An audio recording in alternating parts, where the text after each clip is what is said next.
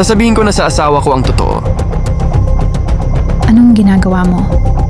Teka, sandali, ano yung mga tahi sa mukha mo? Magpapaliwanag ako, Jamaica. Ipinanganak akong may mga biyak na, kaya ayokong magpalaki ng anak na magpapaalala sa akin ng sarili ko. Paano mo nagawa ito? Halimaw ka. Paano mo nakuha ang anak ko sa akin?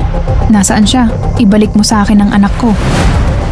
Nay, pwede ko bang itanong kung saan ko nakuha itong sugat na ito? At bakit ako ay isang pomegranate habang kayong dalawa ay mga patatas? Ayoko sa biyak na ito. Bakit meron akong ganito kapangit na peklat? Siguro kung magpapa-opera ako, tatanggapin na ako ng lahat. Dad, ano yung peklat sa mukha mo? Teka, ang ibig mo bang sabihin, yung babae sa paaralan, yung may peklat, kapatid ko siya? Hindi ko magiging kapatid ang isang pangit na pomegranate na yon. Ngayon, sabihin mo sa akin, anong ginawa mo sa sanggol noon? Paalam, mas mabuti na ito para sa lahat.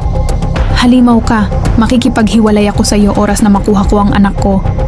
Pipiliin mo ba siya kaysa sa akin at sa anak natin? Ang plano ko ay pigilan siyang kunin ang lahat ng mayroon ako. Tutulungan niyo ba akong turuan ng leksyon ang mapagpanggap at may peklat na yan? Oo, aanihin natin ang may lamat na pomegranate na yan bukas pagkatapos ng klase.